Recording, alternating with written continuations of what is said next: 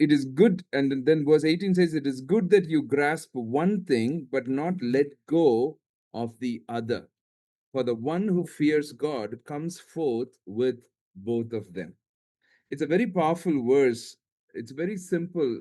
For us, we are called to be righteous. At the same time, we are called to be wise. The verse very clearly says, it's good that you grasp one thing, but not let go of the other. That we are sometimes, we as in a place of believers, sometimes, yes, we emphasize quite a lot on righteousness, but sometimes we are not very wise. So to hold that both, that place of balance, I think that's something that we need to instill in the hearts of our children. I always say, yes, we need faith, but we also need prudence with faith. So prudence and faith have to go hand in hand. So that's that whole place where it says it's good that you grasp one thing, that you don't let go of the other. And then it says, for the one who fears God comes forth with both of them. The one who fears God comes forth with both of them, the righteousness and wisdom. Yes, walking in righteousness and wisdom. Um, Igniting tomorrow's teachers, and I want to make some statements right in the beginning. This is just a short 2 hours masterclass that we are doing. It's only a teaser. We're not going to comprehensively cover so many different angles of it. The other thing is that we believe that most of the teachers who have come here are people with some experience. So we are not going to go into some of the fundamentals. We will mention it here and there, but we're not going to go into some of the fundamentals, but we'll focus on what's the most important critical things in today's world, especially when we work with our children, when we work with our teenagers. The Barna statistics is very, very clear that 85% of the people who accept the Lord Jesus Christ, 85%, some statistics says 80, some statistics says 85% of the people who really accept the Lord do so before the age of 18. Before the age of 18. That's where the whole movement of 414 window came about. That's another big percentage between 4 and 14 where people come to know the Lord. So we're just going to focus on few fundamentals, some of those very critical points in today's ministry. I will start with prayer and then we'll go above. Father, we just come before you and say, Lord, have mercy, Lord, and teach us, Father. Lord, we are living in such treacherous times. Our children, our teenagers are constantly bombarded with so many different things. Father, we pray that you will give us that grace. So many teachers who have registered for this, Lord, each one of them have that sphere of influence. Every one of them, maybe 20 kids, maybe 100 kids, maybe 50 kids, maybe 200 kids. Lord, they have that sphere of influence. And Father, you have called us as teachers for a time such as this. Lord, equip us, Father, and empower us that we will be able to do what we need to do. Lord, help us, Father. Be with us, Father. Bless this time together. In Jesus' name we pray. Amen. Amen. Thank you. So, starting off with is the first question that we need to ask is, who is in your classroom? Before we teach anyone, we must see them. Before we teach anyone, we see them. So, the art of ministry is not technique, it is attentiveness. That we give attention to who is there in our classes, who is there in our spaces. So, we don't see them as they are. So, when we work with children, this is one of our principles as teachers. We don't see them as they are. Many a times we see them as we are, in that place. So, our lens matters. The way we see it, our perspective matters of how we see it. Our lens matters a lot. And our passion matters a lot. We have in a place of that passion, passionate teachers, in a place of how we begin to really walk in. That passion really matters. Our character matters and our competence matters. So if I say in today's world, in this 21st century, what are some of those main critical foundational pointers for teachers? I would just put it this way: our lens, our passion, our character, our competence. I just put it that way.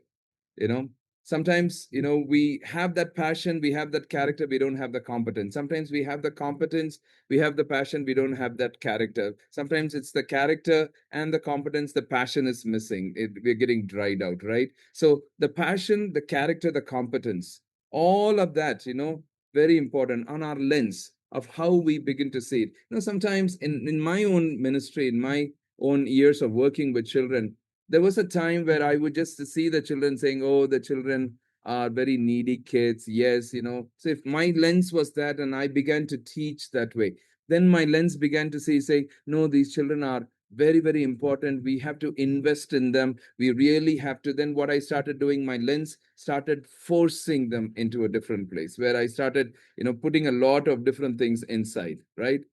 Today my lens is a whole different lens, and said, no, children are children, teenagers are teenagers, they also bring a lot on the table. Maybe we need to walk alongside with them. That's my lens right now, that I need to just walk alongside with them. So I'm not somebody who's on the top trying to put things shoveled down and give it to them. Rather, I'm walking alongside with them on a different place, right? So understanding who they are is a very important key. Understanding who they are is a very important key. The first thing that I said is, we don't see them as they are, we see them as we are. So those four perspectives, our lens, our passion, our character, our competence, matters. Now, understanding who they are is a very, very important key when we work with children. The first thing that I would say is the developmental stages. Okay, a child is 7 years old. The 7 years old, what is he capable of? That's why I said we are not covering some of those things. In some of our trainings, we teach the Sunday school teacher saying 3 to 5 years old children can understand these kind of concepts from the Bible. So these kind of truths that we teach, and these kind of activities are much better. These kind of things that have to be worked out. So we begin to work on things. So their developmental stage matters a lot. The second thing is their capacity. What are they able to comprehend? Sometimes there are certain truths that we teach. For a 5 year old, we have to give a different plate. We have to teach in a different plate because their capacity is different. For a 7 year old, we teach in a different plate because their capacity is different. The same truth for a 13-year old, we have to teach from a different plate because their capacity is different. So we understanding who they are is an important key. Their developmental stage, their capacity, and a third very important thing is their influences. See, our Bible truths will never connect with our children if we don't understand their influences, if we don't understand their exposures, if we don't understand what are some of their experiences, what are their day-to-day experiences. Because when we teach, we have to ingrain some of those things into our teaching so our children begin to connect. One of the things that I constantly hear children say or teenagers saying, it was a wonderful teaching, but I did not connect with it. It was a lovely teaching, people taught very well, but I couldn't connect. I think for us to understand what their influences are, what their exposures are, what are their experiences are, so that in our teachings, we are able to connect some of those things and say, and a child is influenced by this, okay, maybe I need to put this truth in a certain way. So there are four things: their developmental stage, their capacity, their influences, and the fourth thing is their inhibitions. When I say inhibitions, what are they afraid of? What are some of those deep rooted baggages that they are carrying? What are some of the things that they are beginning to really think about? I was once in one of the places when I was teaching to these a group of children, and it's one part of India, and they all came from a certain background. So, because they all came from a certain background, they had certain inhibitions. And I didn't realize that one of their biggest inhibition that they had, the struggle that they had to understand God's love, they could not see God's love because of the things that they have gone through. It was in a very difficult part of Northeast India. I would probably, I'll not tell the name of the place and things like that, but it is in Calcutta. I'll not tell the name of the organization and things like that. There were children who were rescued from a very difficult backgrounds. And when I went to talk to them about God's love and things like that, there were stories of what a 7 year old have gone through, 6 year old has gone through, 5 year old has gone through. And I'm going to there talking about God's love. And I begin to understand that's an inhibition that they're having. They're having that baggage. They don't understand God's love. One of the kid, after I finished it in Bengali, she was, just told the teacher who were nearby and just said, I don't understand any of this love. I don't understand any of this love because of what they have gone through, right? So the first one, our lens matters, our perspective matters. The second one, understanding who they are, matters a lot. The third one is, think about this in your own context. What do today's children most need from me as a Sunday school teacher that they cannot get anywhere else? It's a good question as a Sunday school teacher for you to ask. What do today's children most need from me as a Sunday school teacher that they cannot get anywhere else? We are living in an information world. Today, one of the dangers some of the teachers tell me is that we have to be very careful as we prepare, because our kids go back and ask ChatGPT whether my teacher taught the right thing or not. And they actually find out that, okay, this was wrong and this was good and this was right. We're living in a very different world. So our biggest question that we need to ask, if we're going to go from a place of somehow we have to cover the information, cover the content. Content is important, information is important, but the right question to ask for us is not the content question, not the information question. The question is this: what do today's children most need from me as a Sunday school teacher that they cannot get anywhere else? If we are able to answer that question, I think we will be able to hit that space that we will be able to teach them and reach them. Now, understanding Generation Z, Generation Z, maybe some of your children might be Generation Z, anyone born between 1997 to 2012, they're the Generation Z. And many of your Sunday schools, you will have your Generation Z. They are digital natives shaped by constant connection, identity questions. There are a lot of mental health struggles and a strong desire for purpose and authenticity. That's who they are, Generation Z, right? And they're digital natives shaped by constant connection. They're connected with people constantly. And they have a lot of identity questions. So maybe in your own, if you're having a lot of Generation Z children in your classes, maybe a lot of your lessons, you need to ingrain some of these things, some of their identity, maybe answer some of those identity questions. See, the whole point is this: it's not about who they are. We sometimes so much focus on who they are, who they are, who they are. We teach them who they are. It's not about, if our children will come to a place of restedness if they understand not who they are, but whose they are. If they understand whose they are, they will come to that place of restedness if they absolutely understand whose they are. So that's the identity place. And there are mental health struggles. There's a lot of things that's going on right now. The Barna statistics says that, it was almost about six years ago, their statistics said that the church needs to get ready, because one of the biggest domain that the church have to get ready is the mental health place. Today, the kind of anxiety issues, the kind of depression issues, the kind of mental health disorders and all of different things that's happening, it's on a much bigger scale that it is. And a strong desire for purpose and authenticity. Very, very young, the children are asking, what is my purpose? What am I doing? What can I do? And today there are very, very young, I think that age bracket is coming down and down, that very, very young children are achieving things much at a younger age. I had a boy who came for counseling just about 2 weeks ago. And when he came for counseling, he's a 16, 17-year-old. And as we were talking, and he came in with some issues and all of that. And as we were talking towards the middle of it, then I said, oh, tell me more about it. And then he shared it. And I said, oh, my goodness, how young you were when you started this. And he said he was 13 years old. He holds 2 companies. He was a 13-year-old when he established 2 companies.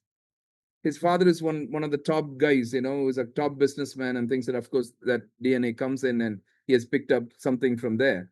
As a 13-year-old, he has established 2 companies. So I was sitting there and talking about that to him, and I was just saying, oh, that's just amazing on how things are beginning to, work things out. So who they are. And then adults who represent, what do they need from us? Adults who are present, trustworthy, and real. Connection before correction is an important key here, especially with Generation Z. We connect before we correct. Or we say sometimes we don't have to correct, sometimes we have to just redirect. Belonging before behavior change. Grace, truth, and space to ask honest questions. I think that's what the Generation Z needs. They need that grace, truth, and space to ask honest questions, right? So adults who are present, trustworthy, and real, connection before correction. That's the whole thing of generation. And Generation Z, I'm telling you, very, very gifted, very, very talented, very, very able. And the way they do things are in such amazing ways that they begin to work things out, right? Let's go to the next one. It's the Generation Alpha, the little ones. So, who are the Generation Alpha? Anyone born between 2010 to 2025, they are the Generation Alpha, 2010 to 2025. So they are first generation entirely shaped by smartphones. See, Generation Z got smartphones. Generation Alpha was born into smartphones. The first generation entirely shaped by smartphones, social media, and post COVID, a lot of anxiety from birth. A lot of anxiety coming from birth, right? So that's our Generation Alpha. Now, what do they need from us? What does Generation Alpha need from us? They need safe adults who see them before they teach them. They need safe adults who would see them before they teach them. So, belonging before Bible information. See, Generation Alpha is really wanting to really connect. See me as who I am. Do you see who I am on the inside? These are the questions Generation Alpha is asking. Curiosity before correction.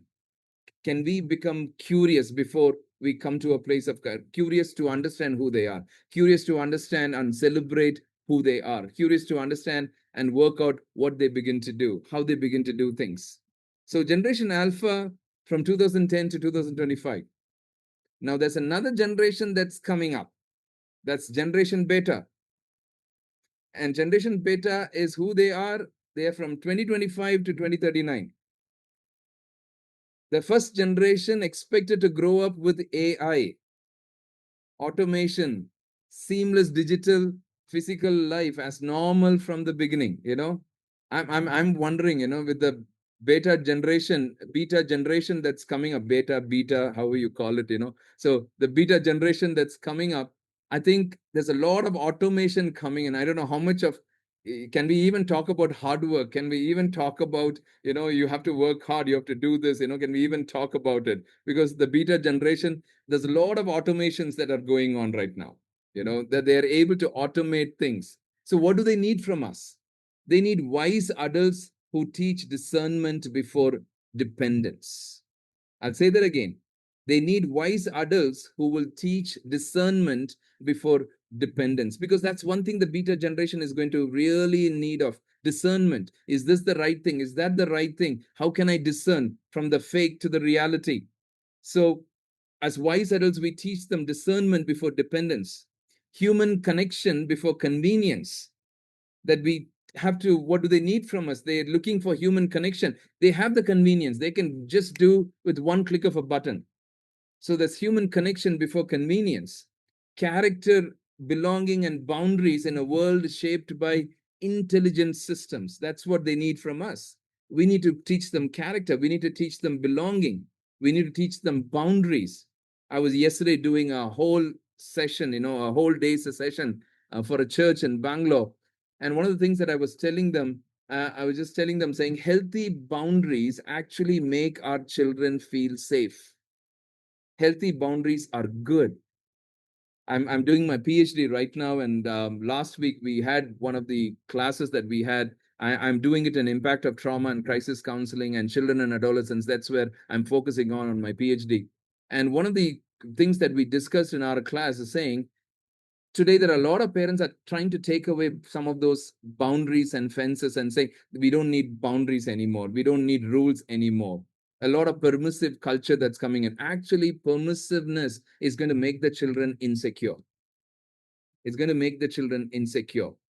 A good set of fences, a good set of healthy boundaries, not too much, But healthy boundaries actually make the children feel safe. Actually, make the children feel safe.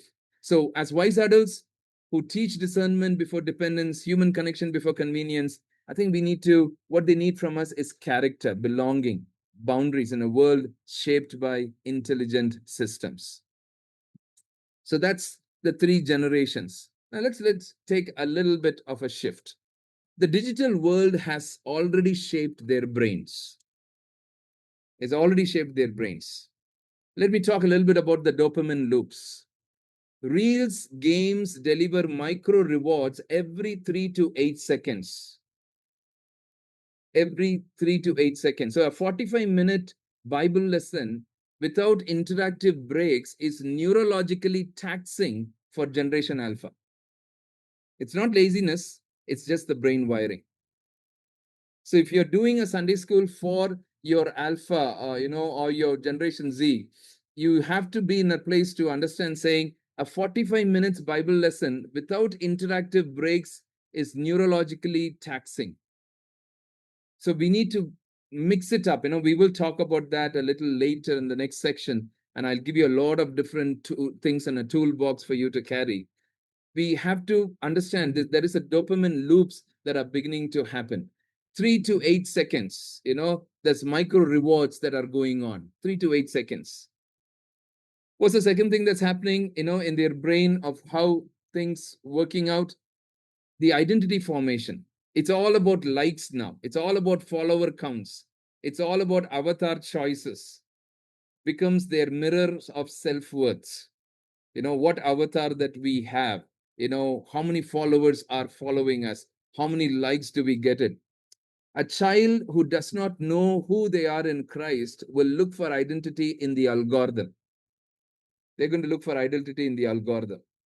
So we as teachers have to understand this, that they cannot find answers for their identity in the digital algorithm. They will not be able to find it. Only in Christ, it's only in connections that they will be able to find that answers. The other thing that you understand about the digital world is that there is an attention architecture. Now, please understand this. I'm saying this very cautiously. At the same time, I'm saying this very courageously. The short attention that our children are having, a very short attention, is actually a myth. I've read a lot of researches. I've done a lot of different things. I'll explain it. I'll prove it. Generation Alpha sustains deeper focus in areas of genuine interest. That's why they're able to sit with a gaming place for hours together. Today, they don't watch movies, they watch episodes. They watch hours and hours together of episodes that are going on. See, our challenge is this: make the Bible feel alive and personal, not make the Bible simpler. It's making the Bible feel alive and personal. So we should throw away that myth saying, oh, it's a short attention. So what's happening is many of us, we are changing our Bible classes and saying, making it only 10 minutes, 12 minutes, 15 minutes and things like that. No, we don't have to reduce the timing. They have a bigger attention. But what we need to do, we have to incorporate a lot of different interactive things. And if we do it in that 45 minutes or that 1 hour that we begin to, they do have a deep focus in the areas of genuine interest. For us to create the interest is the challenge. If we can create that interest, they will be there. They'll be in that place. Because as Sunday school teachers, sometimes, I'm saying including myself, sometimes we tend to push the children. Or sometimes we tend to drag the children. Oh, you have to come. Did you understand? You guys are not talking to me. You all seem to be very tired today. Oh, did you all not sleep today? We tend to drag them. Or sometimes we tend to push them. Come on, I want more energy. Come on, keep on. I think we need to walk alongside and they follow us. They walk alongside, we walk alongside with them, and we have all of those breaks and jumps, and we did in a place, and children begin to follow us and imitate us. I think that's what this generation needs, that we begin to walk alongside with them. The other thing that we see in the digital world has shaped their brains is emotional dysregulation. Constant stimulation means children arrive at the Sunday school emotionally flooded. How you begin your class is going to be very, very key. Your tone, your pace, that warmth in the first 5 minutes, it determines everything. I'm telling you today, on a Sunday morning, in some of the houses, the children are watching certain things and things like that. Or Saturday night, they have sat and watched certain things. They're flooded with the early morning. As soon as they get up, what do they talk about? Yesterday night, we saw that. Oh, and they're trying to imitate what they saw yesterday. So please understand, they're in constant simulation.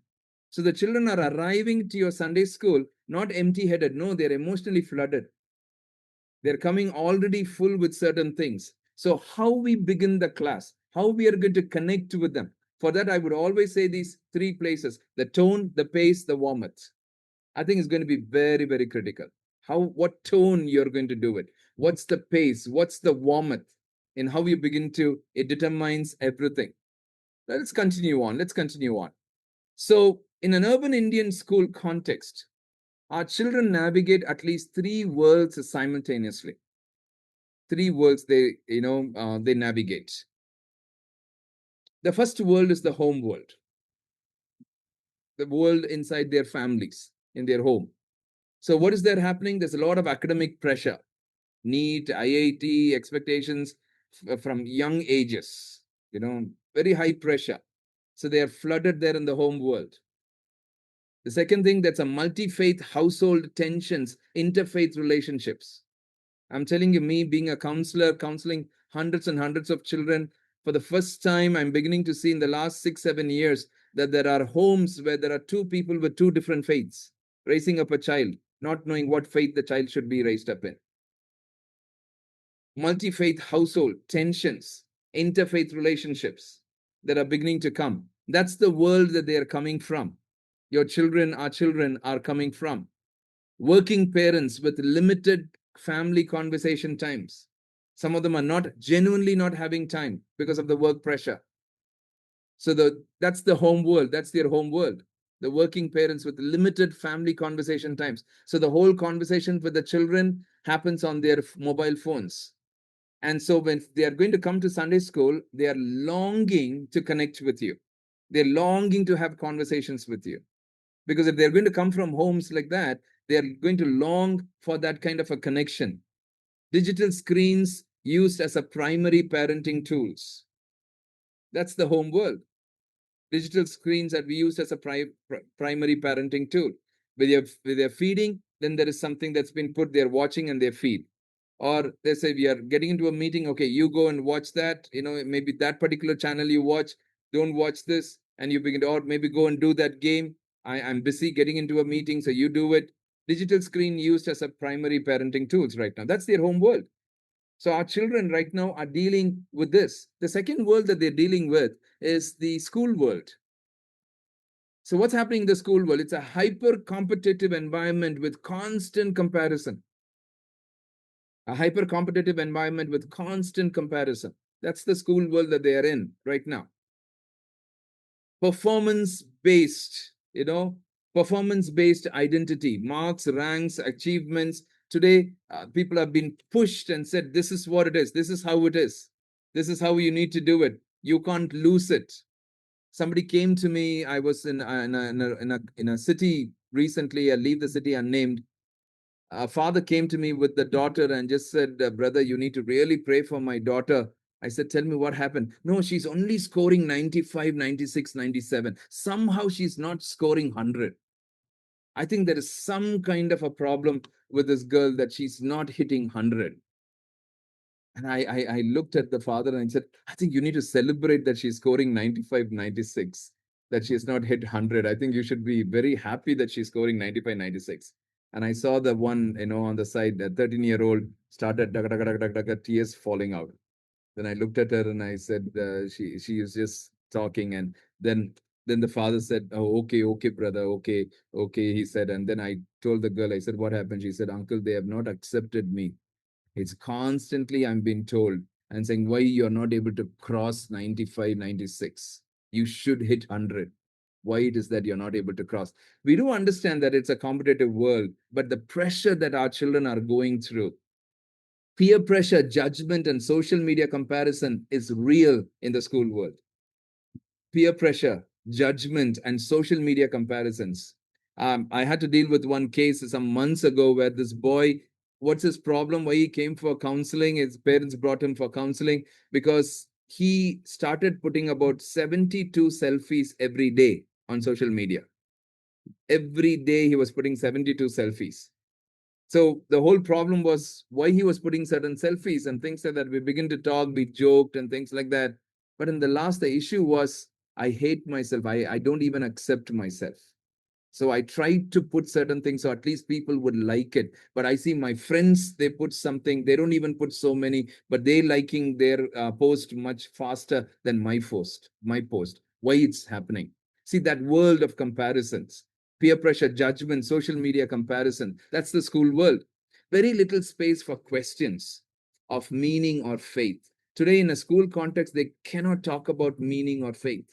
They can't reason some of those things where I still remember when we were I was in school and things that at least we were constantly told about asking these four questions: origin, meaning, morality, and our destiny. We were constantly being asked about that, and we were able to think about that. Okay, where did we come from? Origin, meaning, what purpose do we have? Morality and destiny, where are we going?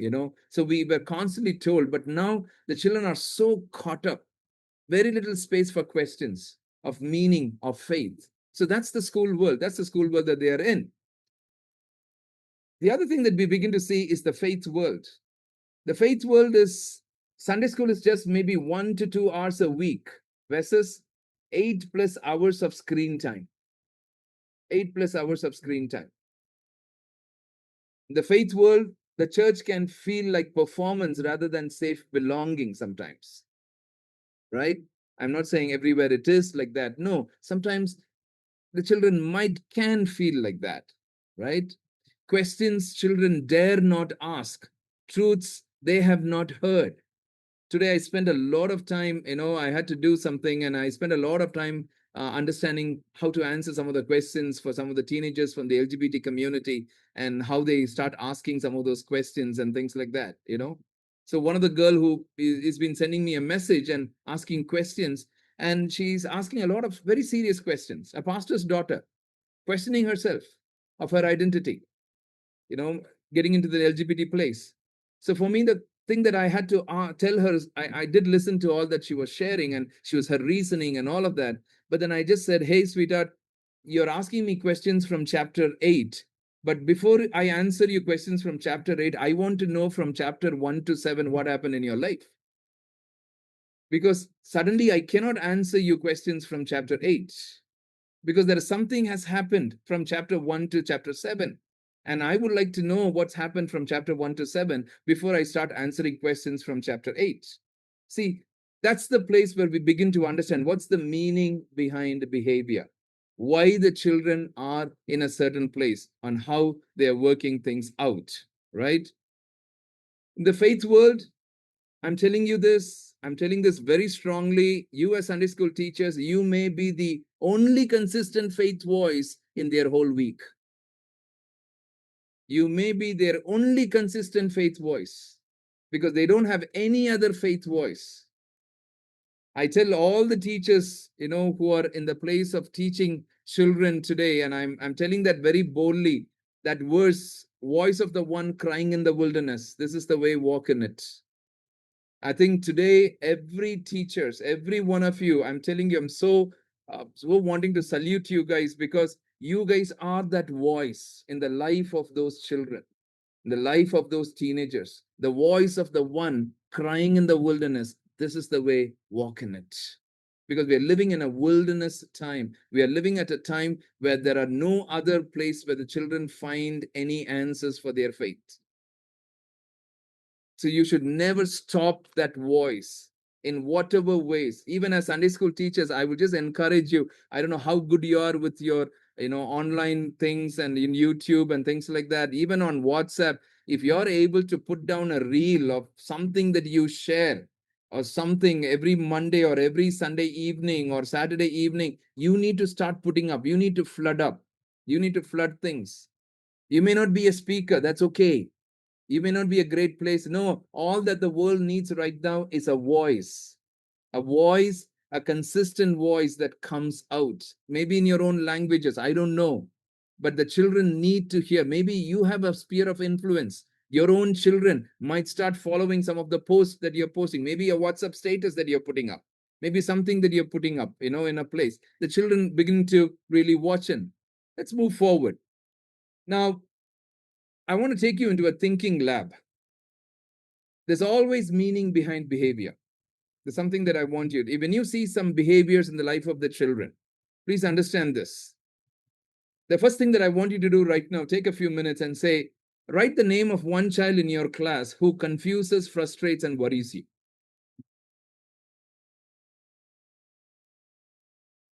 Write the name of one child in your class who confuses, frustrates, or worries you.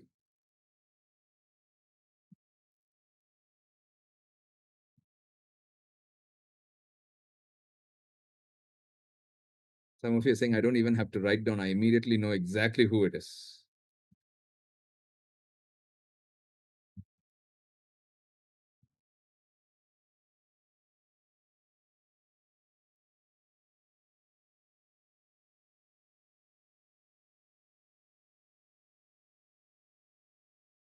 Great. Now, the step 2, using what you just learned about Generation Alpha or Generation Z or Generation Beta. List 3 possible reasons, not excuses, 3 possible reasons behind the child's behavior or withdrawal. What could be the 3 possible reasons?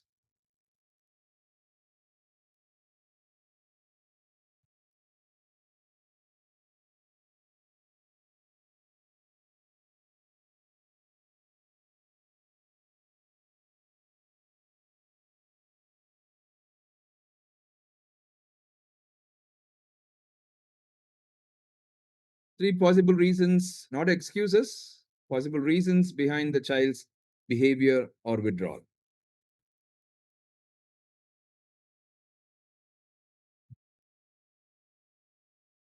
In a workshop, we usually take about 40-45 minutes for this thing to be done in a whole different way, but I'm in short doing this just to help you understand something very, very important. Step 3. Now answer. What does this child most likely need from us that they haven't received yet? Answer that question. So you told the behavior, and then you have now pointed out what's the 3 possible reasons. And now you answer this question. What does this child most likely need from us? What they haven't received yet?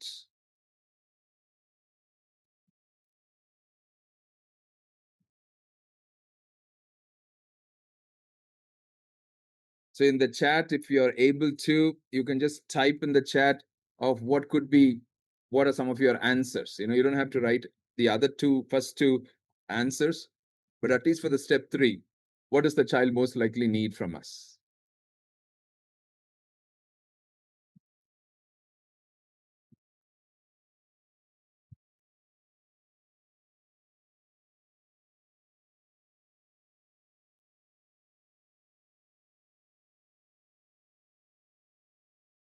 Yes, I see the messages coming in. Yes. Character integrity, constant companionship. Yes.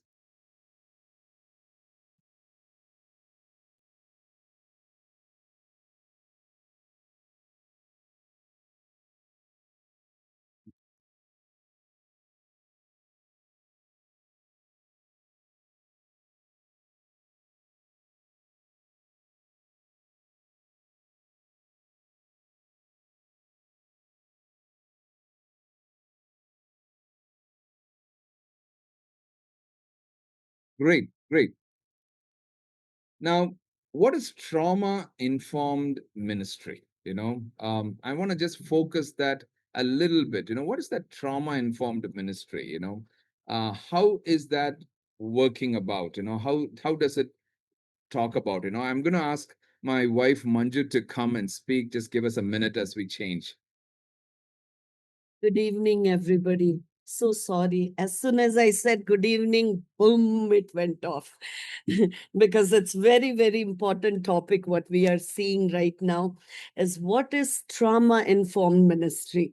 It's something that we need to look into it. Trauma is something that every child is going through. You see, there are many adults also go through.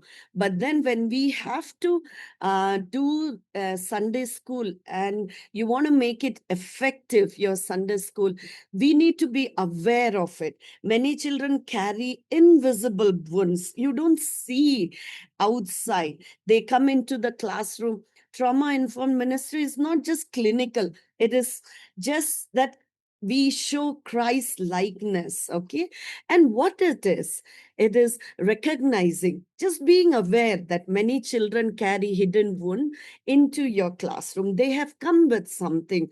Just be aware, just be sensitive, just look around into your classroom. More than just being watchful with our own physical eyes, also we need to ask the Holy Spirit or God to help us see through our children, creating predictable, safe routines that signals this is a trustworthy place. Children need to feel safe. Children can be in a great building, Sunday school building, but then if you don't create an environment there, it will not work. So let's move to next point, where it says responding to behavior with curiosity rather than punishment. We always talk with people who are working with children. Please don't look into their behavior and label them, but look into their behavior and go behind the behavior. Look into the meaning of the behavior and ask the child, sweetheart, what happened? What do you need? Instead of just checking on them, saying, why did you do this?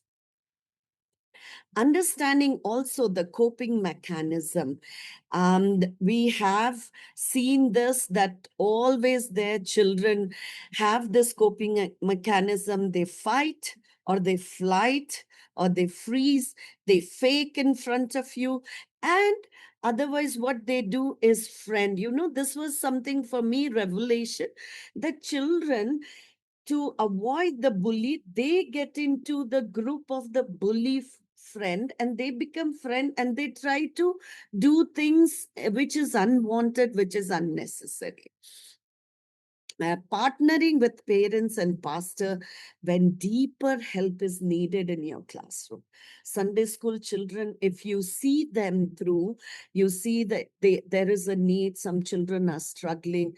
There is somebody who's going through something that is not seen very outwardly, or you see there is a deep need. It's good for you as a Sunday school teacher to partner with their parents, partner with the pastor, and take a help. And seeing each child as image bearer, known and loved by God. That's very important. Your children who come into your classroom, your Sunday school, this is very important to see them through the eyes of love, eyes of God, who loves us, who has created us. And children who have been given under your care, it's God who gives you. Let's look into another factor, is what is not trauma informed ministry. It is not a therapy session. You don't have to do any therapy during your Sunday school classroom, Sunday school teaching time. It is not excusing poor behavior or removing healthy boundaries. Please understand, when there is a poor behavior, deal with it. But we are just saying is, when there is some behavior, go behind, or look into the and understand the meaning behind the behavior. It is not requiring counseling training before we show Christ's love in action. See, Christ's love in action is the most important thing that Sunday school teacher can show. I remember I was not a Christian when I was child. When I accepted the Lord, I was a teenager. But as I grew up, I have met so many people who tell me they accepted the Lord in their Sunday school. They tell me their spiritual mom is Sunday school teacher, spiritual father is Sunday school. Such a beautiful thing to understand, because Sunday school teacher play a very important role. I see that my children whom I'm raising them, they have a very important place for their Sunday school teacher, their teens class teacher. They really regard very highly about all the teachers who teach them. It is not only for children with obvious trauma or difficult background. So it's for everybody who has a baggages. It is not fixing children. Please understand, trauma informed ministry is not we fix them. It is building safety so God can reach them. It is not separate from good Bible teaching. It is good Bible teaching where you teach from the God's word and share love of Christ and show in action how can you love them and go beyond yourself to them. Thank you. I will come back. Now that place that Manju was talking about, trauma-informed ministry, that one point, I just want to, say that again. The children feel safe. It's a felt safety is the most important in our Sunday schools. When they feel safe, then they will not lie. When they feel safe, they will not manipulate. When they feel safe, they will not hide things. So, bringing that safety, for us, our specialization is trauma informed care. That's our training, dealing with traumatized kids. It's our training, that's our work that we do. So, one of the things that we always see is sometimes our children don't open up because they're afraid. They're afraid of something that is happening or that might happen, right? So, what are the 5 signs a child is carrying an invisible burden? What are some of the 5 signs? See, if you see a persistent withdrawal, that always quiet child who avoids eye contact, retreats to the corner, it's not shyness, but self protection. We actually say that it's shyness. No, it's self protection. The child is protecting himself from further disappointment or hurt. So if you, I'm talking about persistent withdrawal. I'm not talking about a child who just withdraws, just the new time has come to the Sunday school, just withdraws. No, I'm not talking about it. Consistently, persistently, you're seeing some withdrawal symptoms, that are there. The second sign is explosive reactions, disproportionate anger to small triggers. So the nervous system is already at capacity. So your request was the final weight, and it does not, do not match their escalation. Don't get to that place of escalation of connecting with them to that same, okay, you talk to me like this, I'm going to talk. No, no, no, no. We don't match that escalation. It's a clear sign. Explosive reactions are clear sign of an invisible burden that the child is carrying. Excessive attachment, that's the other extreme. Cannot leave your side, needs constant reassurance, becomes distraught when routines change. They may not have a stable attachment figure at home. I'm saying this for some of your children coming from very difficult homes. You, as a Sunday school teacher, might be the mother that they might be looking up to. They are looking at you as a mother. And sometimes even some teenagers come and talk to you in a certain way and ask you certain questions which they should be asking with a mother, but they come and ask to a Sunday school teacher because they're not having that stable attachment figure at home. If you see flat affect or numbness, seems fine with everything, no reaction to good or to bad, this is chronic stress can cause emotional shutdown as survival mechanism. It's not indifference, but exhaustion. It's not indifference, but the child is exhausted.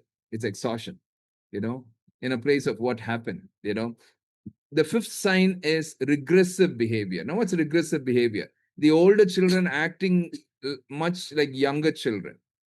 Maybe suddenly tantrums, or suddenly they're having this baby talk, or clinging and things like that. You begin to see regressive behaviors. This is often a trauma response. It's not immaturity. Meet them where they are emotionally. and see how they can grow. Me and Manju, we have adopted 10 kids. We have adopted 10 kids. We have two biological kids and two foster kids. And one of the foster kid who came into our house, just about 2, 3 years ago, he was almost about 17, 18 years old, but he was behaving like a 6-year old. So initially we were like, why is he behaving like this? Then we understood this and said, we have to meet him where he is. And we have met him where he is. And right now, after about 2.5, 3 years now, he has come to a certain level. Now I can say now he's almost 19, right? Right? He's 19, 20? 21. 21. He's 21. So at least he's now hit about 17 years old now. At least the regressive behavior is not very less. At least he has hit about, there's some healing that has happened. In fact, recently I told to him and I said, you've changed a lot. The way you behave and the way you do things is just amazing. I told him. So that regressive behavior that you begin to, really see. Now, how can you build a trauma safe classroom? You know, The first thing is we need to have a predictability. Same greeting, same structure every Sunday. Trauma survivors need to predict safety. They need to know, okay, you're going to greet me, you're going to ask all of us to sit down, you're going to ask us, how are you doing? How was your week? What did you do? And all of that. Children who have gone through trauma, who have had a hit on their brain, when they come, they need that predictability. If you do shuffling all the Sundays, they will not get settled down into their chairs very easily. It will take time for you to make them settle down. So, predictability is very important. Consistency is a form of a love. You do, they don't understand any other language.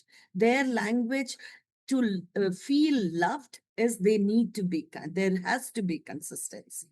so I would say the schedule, if you have a schedule that you're running, at least you stick on to the same schedule. Actually, that brings a security. Don't change the schedule. Keep the same schedule. So they sometimes there are certain parts of the schedule you might be doing. They might be excited, looking forward to that particular section, maybe to particular segment, maybe, for some of these children. This is we are talking about trauma informed ministry. The second one is, co-regulation. Your calm nervous system helps regulate their nervous system. There are many times as a Sunday school teacher, you stand there, you teach them, you're connecting with them. When they come and talk to you, your response means a lot to them. I have heard children who have grown up, they said, because my Sunday school teacher responded to me this way, I am who I am today. So speaking slowly will help. Even before you get into, you're very tensed and all, you have done so much, your hard work, and you're tired. Before you get into the class, breathe, speak slowly, and then get into and get down to their level. We always teach any child care program or teaching. Me and George, we tell the caretakers, we tell the teachers, we tell the even parents, sometimes getting onto your knee and looking at their eyes on their level will hit, and it will really help them, because you are the thermostat of that classroom. So sometimes in our, we have some of the volunteers and all coming, working. We train them before they can't come and be part of a volunteer of any of our programs unless they go through about 5 sessions of training. And one of the things that we tell them, even for some of the boys, when the smaller, younger ones, they come and hug, they're hugging your knees and hugging your legs. No, you need to bend down. You need to bend down. You need to get to their levels on how it is. Some of those sensitivity in our Indian context is sometimes it's not there. And we take it for granted. Now, the trauma informed classrooms is a place of what it is. The next one is the choice and agency. Yeah, offer small choices. Don't give big choices in your, otherwise it will be chaos. You can ask, you want to write or you want to speak? You want to tell it your answer. Sometimes color pencils or crayons, pen or pencil. the blue color or red color. Small, small. Trauma often involves powerlessness, but giving them choices restores their dignity. That safety, there is signal is being given to them. Sometimes when you tell them this or that, they feel very much valued. They feel like, oh, I am somebody. That's why my teacher is asking me. That gives a big time the self boost for them. Yeah, giving choices restores dignity and signals a safety. So sometimes they are very, very cranky about something and things. And instead of saying, "Hey, don't do that," and saying, "Hey, you decide on it," and say, "Do you want to do this? You want to do that?" Offer choices. And when they choose a choice, actually, you are controlling the choices. But when they choose a choice, they feel empowered.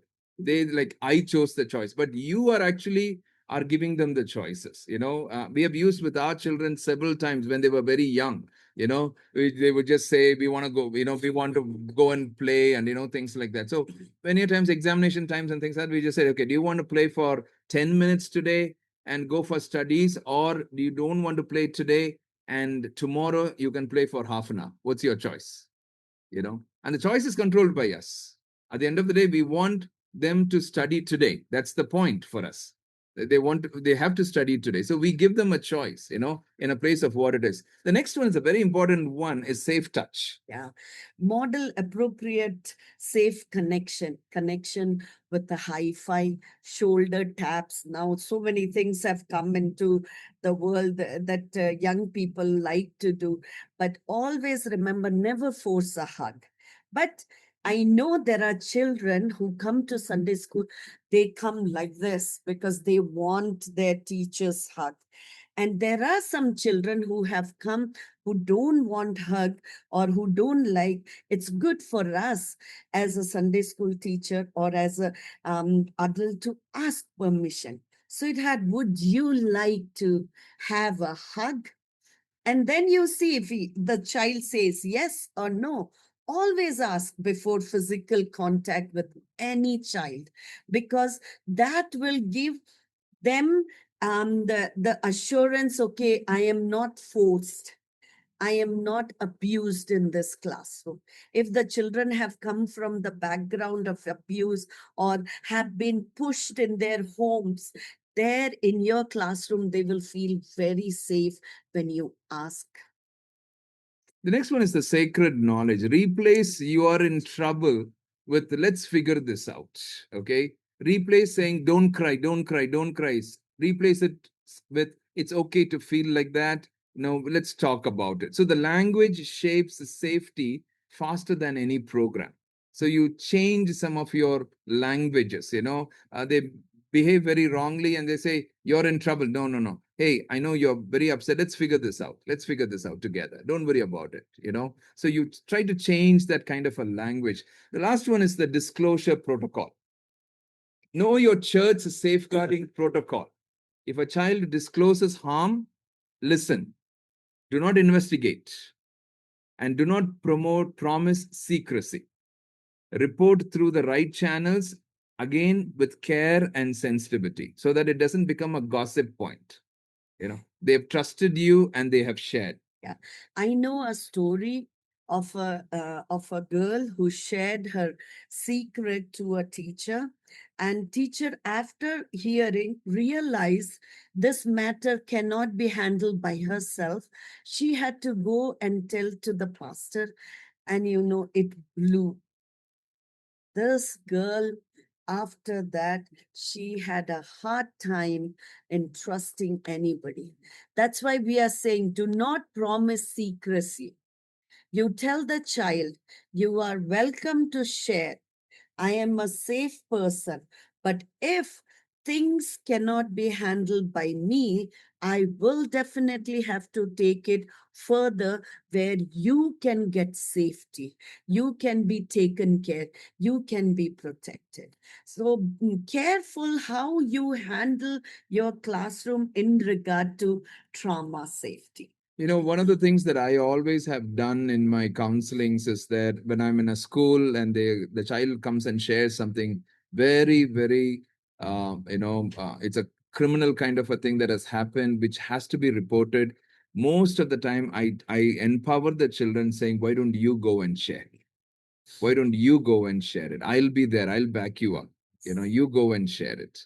So having the child itself to go and share, with the principal or with the vice principal or whoever is there, so they open up and then we say, I will back you up. We promise that it will work it out, in a place of how it is. The next one, very important thing is beware of the fault lines today. Um, Today, the spirit of our age is consumerism. It's all about our rights, our choices, our convenience. Our next generation, it's all about my right, my right. The entitlement spirit is so big. I'm entitled to this. Yesterday, I was doing a whole day parenting session for parents dealing with teenagers. There were so many parents who were literally, coming and sharing about how, there are children who are having that entitlement spirit and saying, you're supposed to give me money. You're supposed to do this. You're supposed to. So that's the spirit of our age, consumerism, right? Our rights, our choices. It's my choice. It's my convenience. The superficiality of our age is conformity. It's nothing deep. It's all external. It's all hava, you scratch my back, I scratch your back. I say hi, you say hi. That's okay. I think these are some of the fault lines that we see today. The struggle of our age is carnality, double standards, and hypocrisy. That the children are saying, hey, I have seen things that has happened, seen things that is happening, in a place of what it is, right? Of all the different places of what it is. I had a very difficult, a situation, and recently in one of my teens camp last week, I was in one of the cities, and the boy came and shared. He's saying, Uncle, this particular pastor who organizes all these prayer meetings, fasting prayers, and things like that, is as a big man and who's shared and things like that. But he's saying, I'm suffocating with something. I said, tell me what it is. He said, Uncle, there was a big prayer that was happening, and I was near the stage. I was in the choir and the music team, and then he had given me his phone and saying, can you take some pictures from this particular angle? I, by mistake, I didn't know what to shift, and I shifted something. And this boy suddenly, it got into a gallery, and he saw all kinds of pictures in that gallery, all kinds of pictures. And he's a 14-year-old who just saying, he's not able to, he's suffocating, saying, the whole world is looking at this man, but I'm seeing all these kind of pictures, inappropriate pictures that are there in the gallery. How is this even possible? See, our Sunday school should be a place of authenticity, should be that place of authenticity where we need to let the children know that, to be like Christ, is the whole goal of it. It's not about our teaching, it's not about your learning.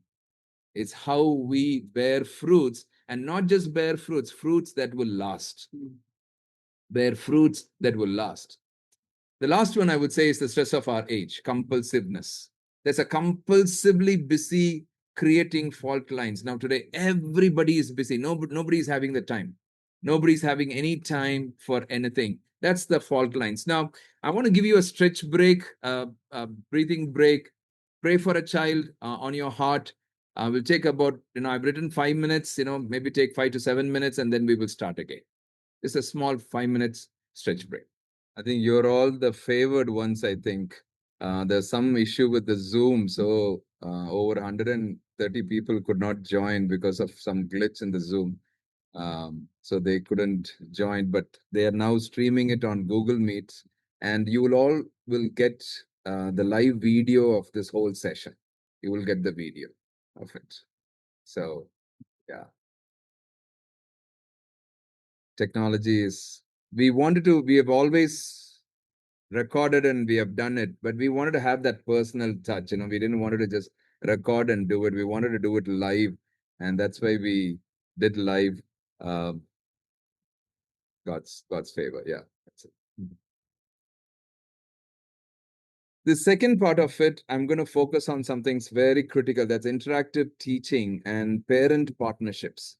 What we can do with parent partnerships. There are 4 things that we are focusing on today: the Generation Alpha, Z, Beta, the trauma-informed classroom, and then what are some of the interactive teachings? That's where I'm going to give you a toolbox. What are the different things that you can use for today's generation, right? See, the why traditional teaching is no longer enough. 5% of what we hear is all that we retain. 10% of what we read is only we retain. Audiovisual, only 20% we retain. Only 75% of what we retain is what we do or teach others. What we experience and teach others, is what we do it, right? So the old model is teacher speaks, children listen passively. That's the older model. Bible story as information transfer only, right? Same lesson format for 6 years also and 11 years also, you know. The olden format is success. What is success? If the children are quiet, seated, compliant, okay, the Sunday school was success, in a place of what it is. What was success? Is sit still and pay attention is the goal, right? The older. Now, today in this 21st century, we call it not the newer model, we call it the connected model. So, what is a connected model? Connected model is the teacher facilitates and the children discover the truth. Now, I personally, speaking for children, being a speaker for so many years, I will not go to the other extreme to say we should never teach and we should never speak and it should be all facilitation and only group discussions. No, there is a place for teaching also. There is a place for inspiration also. There is a place of motivation also. There is a place of encouragement also. But there is also a place of the discovering of the truth. So it should be a combination of these things. There are times where we have all these groups where we have these teenagers speak and things like that, and then I get that 10 minutes 12 minutes where I'm speaking and I'm inspiring them with a story and sharing something, and that grips their heart. So there is a space for that. The connected model, the Bible story as a life transforming encounter. It should not be just an information. Now, Moses did what he did, how he was a reluctant leader, how he obeyed God in spite of his weaknesses. And what are you going to do in your life? Now, it's very easy for us to say that, saying, okay, now in your life, how you're going to walk in boldness, in spite of your weaknesses. I'll give you an example. It's like when we say that, I mean, it's very good. It's good, you're kind of having that application where the children have to apply the lesson into into their life. It's like if I tell you, eat a banana, and you're saying, great, that's a very specific application. He didn't say eat fruits. He said eat a banana. That's fantastic. But I want to just say this: in today's world, even that, when you're saying how you're going to apply that in your life, is not enough. Even we saying eat a banana is not enough. When to eat a banana, how to eat a banana, what kind of a banana, where do you buy the banana, what times to eat a banana, how many times to eat a banana, that is what is going to give place for fruits. So our application has to become very, very enriched, situation rich, customized kind of application places. So that's where you getting to know your children is so important. Then you will be able to use that in your application spaces.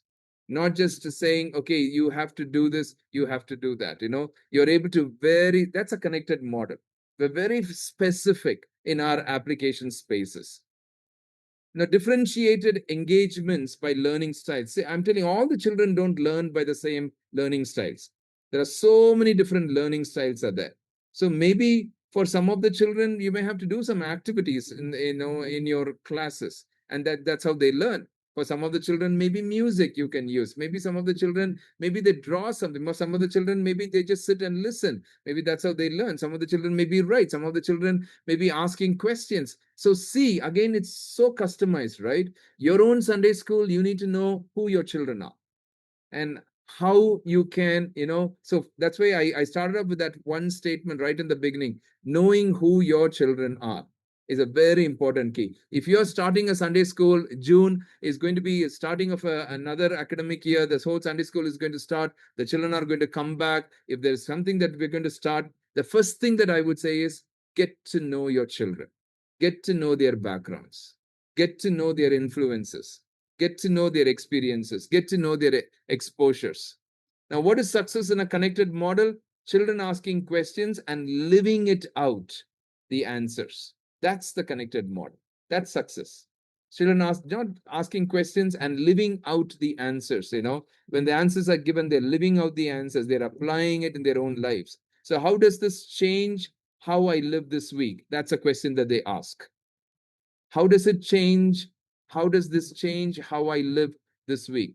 So I've learned this. How am I going to apply this in my coming week, in my own school, in my own class, in my own tuition center, in my own piano classes, that's happening in my own that space, tutorial space, in my own sports field that I'm going in for a coaching? How am I going to apply that? That's the whole point that we begin to ask. I'm going to give you something called a CQC teaching framework. A CQC teaching framework, it's an evidence-based framework, I want to pick up things that are research-based, that they just tried and it's evidence-based. So this CQC teaching framework is very simple. It's basically a story first. Every story should begin with a hook from real life. When you're sharing a story, you should begin with a hook, a game, a news moment, a shared memory, a scenario. See, stories unlock the heart before truth enters the mind. I'll say that again.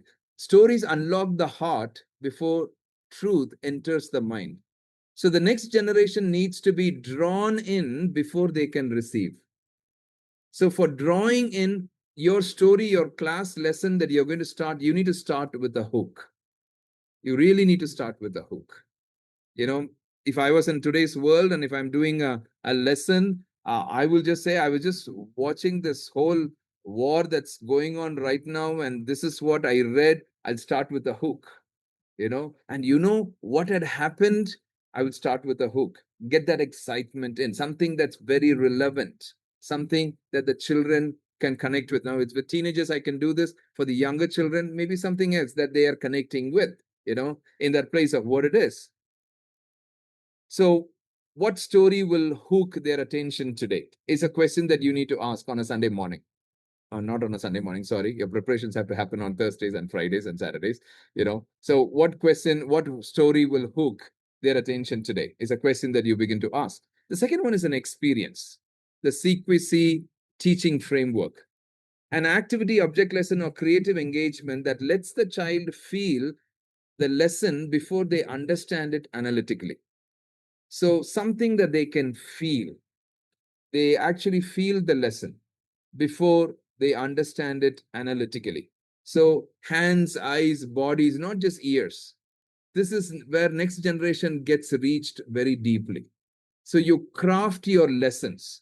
No more it should be we just standing there and speaking and the children listen and that 20 minutes went by and then we do an activity, the coloring sheet, and then we do this. And after that, we begin to talk and then we go. No, it should be an activity, an object lesson, a creative engagement. I'm going to give you a toolbox. In the next slide, I'll give you a toolbox. I'll give you some ideas. The question that we need to ask is, what will they do, make, or move through my lessons? Is a question that we need to ask. What will they do? What will they make? Or how will they move through my lessons? Is an experience. When they do something, there's an experience. They go back and they will not say, oh, they told something. No, I experienced this. This is something that we experienced it. Q is question. Ask before you tell. What do you think? Has this ever happened to you? Open-ended questions activate ownership of the truth, not closed-ended questions, open-ended questions. In counseling, one of the things that we practice is called motivational questioning. Motivational questioning is basically we don't ask closed questions, we get open-ended questions from so many different angles to find out what the root issue is. So the open-ended questions activate the ownership of the truth. Closed questions create passive receivers who forget by the car ride home. But the open-ended questions, they begin to share, that they begin to ask. In all our programs today, in the last maybe about 6-7 years, we've been doing this. after, especially with teenagers and young people, all the youth program, teens program, after there is a session, when they say that there is a session that's happening, I speak at a session, I finish that session, the 30 minutes, 40-minute session that I finish speaking. After that, we put them in a small group called the response group. Just about 5 people in each small groups. And in that small groups, I give them 2 questions that all the 5 of them in that group have to answer. Of course, there is one mentor there, one moderator who's there, and they have to answer these 2 questions. And what's the 2 questions I give them? What did you learn in this session? And what are you going to do about it? What did you learn? What are you going to do about it? So all of them will be in small groups of 5 and 6 and 7, and everybody's answering that question. What did I learn? What am I going to do about it? What did I learn? What I'm going to do about it? So when they go back, they're not going to simply say, "Oh, the session was very good." No, you've already made it into a muscular memory. They have already talked about something that they have learned, and what are they going to do about it? They've already talked about it. So when they go back in that place of application, it becomes much easier because they've already have thought about it and said, saying, this is what I've learned, this is what I'm going to do about it. So the good question to ask here, what question will they discover truth through, is a question to ask. What question will they discover truth through, is a good question to ask. The last one is connection. Bridge from word to life. Because what God says here, what will you change this week? Make it personal, specific, and doable. That's where I gave you the explanation of eat a banana, right? So just say, we don't just simply say eat a banana, how to eat a banana, where to buy the banana, how many times to eat a banana, what is the right time. I think right now I see all kinds of social media places of that black color banana, how rich it is in something and something is not rich. And, there's a whole banana motivations that are coming up, in all these different places. What's the question we ask for? What is one specific action they live with? What is that one specific action they will leave with? When they leave the classroom, they leave with one specific action. This is what I'm going to do. So week after week after week after, when there is that application truth and one specific action, and they go back, and even if they try it out to make it, their lives begin to transform. I always say this: God is not interested in renovation, He's interested in transformation. He's interested in transformation. God is not just interested in renovation, He's interested in transformation. I'll give you this creative teachers toolkit. I wish I had time. We could have done a whole, training workshop on this whole thing. One of the methods, that I would say is this freeze frame drama that you can do. Act out a Bible scene, and suddenly you get into that drama and says freeze. And what is this person feeling right now? So you can start asking the question, what is this person feeling right now? Pick up one of the character. Suppose if you're enacting, again, I'm going back to the Moses story, enacting the whole Moses story on the burning bush, then you just enacting it, and then you say freeze. And then he says, now at this point, what is might be going through his mind? What it is. So freeze frame drama, that's a very beautiful thing. You can maybe involve the children also to come inside, or you can do things in a certain way on how things happen. So freeze frame drama is a fantastic way of working things out. Freeze frame drama. Another whole thing that you can do is called hot seat interview. A student sits as the Bible character and others interview them. So this is where the children build real empathy, deep engagement. It's another, idea, a hot seat interview. So maybe choose one of the child, in your classroom, who's good at. So say, hey, we are going to talk about Moses. So can this part of the Moses thing, can you read everything and come? Maybe send some things beforehand that the child can read and then come, and then say, okay, this Moses. What kind of questions you want to ask Moses? So the student sits as the Bible character, or use it as a Bible character, and maybe bring some costume if you need to be. So you're talking about real engagement here, deep engagement, in a creative way, how you can frame some of those things. Spectrum stand, agree, disagree statements. Students move to one side of the room. No right answer, only honest ones. So you can throw some questions and just say, all those who are saying In the situation like this, I will do this. Everyone move here. All those who are saying the situation like this, I will not do it. You come here. And then you follow up and say, why did you choose? You will do it. Give me some answers for why you said, what's your reasoning behind it? Oh, why did you say that you will not do it? What's your reasoning behind it? In that place. So what you're doing is you're bringing in engagement. You're bringing in engagement with the children in your own class on how you're beginning to work things out. One word response. In one word, what does this story make you feel? It's a quick, equal, often deeply revealing. In one word. So when the child says, the whole Moses story, suddenly the child immediately says and said, fire. And says, hey, why did you say fire? And I did this in one of the classes some years ago. And one of the child said, fire. I said, hey, okay, that's one word for you for this whole story. The whole story you want to concise into one word and you're saying fire. He said, yes. I said, why you said fire? He said, just because of that holy fire of God that Moses' life changed. That's what he answered, in that place, that one word, right? So one word response, it makes a whole different thing. Visible thinking routines. So what is visible thinking routines? I see, I think, I wonder. A simple 3-line journal prompt before discussion. Slow, fast, brains down, So it's like, okay, I see, I think, I wonder. So you can tell the children, you can show the children something and say, okay, they see, they think, and then they wonder. So what are you wondering? What are you thinking about? So I see, I think, I wonder. I see, I think, I wonder. You can bring in objects to the classroom, show the objects to the classroom, and say, okay, we are dealing with this particular theme, right? We are dealing with this particular Bible story. We are dealing with this particular Bible lesson. So when you show something, say, I see, I think, I wonder. So ask the children, what are you wondering? What are you thinking about what you saw? You can do a story redesign lab. What if the prodigal son never returned? What if the prodigal son never came back? Discuss the theological consequences of it.